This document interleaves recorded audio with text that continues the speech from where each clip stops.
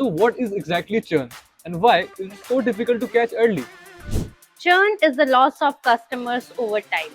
In subscription businesses, it is visible when a customer cancels. In most SMEs, it is less visible.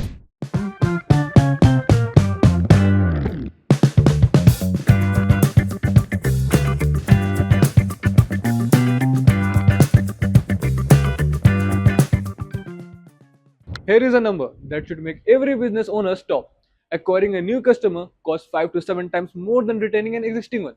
And yet, most SMEs spend the majority of their marketing budget chasing new customers, while the ones they already have quietly disappear. And by the time the business notices, the revenue is already gone.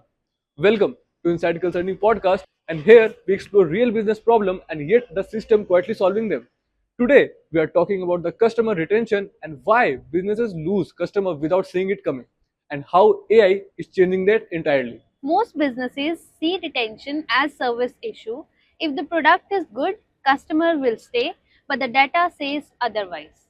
A 5% increase in retention can increase profits by 25 to 95% because retained customers spends more, refer more and cost less to serve. Losing them is not just a service failure, it is compounding financial loss. Most businesses don't realize it, but churn is their silent revenue leak. So what is exactly churn and why is it so difficult to catch early? Churn is the loss of customers over time. In subscription businesses, it is visible when a customer cancels. In most SMEs, it is less visible. Customer reduce purchase frequency or order value before stopping completely. This is passive churn. If a business has 10,000 customers and 5% monthly churn, it loses 500 customers a month. Most reporting tools detect churn after the loss has happened, not when risks start building. This is why churn is not only a customer issue, it is visibility issue. How have SMEs tried to solve this traditionally? Most businesses don't really plan for retention, they react to it. If a customer hasn't shown up in a while, they send a discount. If there is a complaint, they escalate it. But by then, the relationship has already started breaking. Some businesses uses RFM to bring a bit more structure. RFM stand for recency, frequency, monetary value. Basically, who brought recently, how often they buy, and how much they spend. It helps you spot customers who are drifting away, but it's still looking in a rear view mirror. It tells you who you have already lost, not who you are about to lose. And this is where AI fundamentally changes the approach. Completely. AI changes the timing of everything. Instead of reacting after the customer leaves, it noticed what changed before that. It tracks subtle behavior changes like lower purchase frequency, decline order value, reduce engagement, and more importantly, it tells you what to do next. Because not every customer should be treated the same way, and over time, it also helps you understand which customer actually matter more to the business.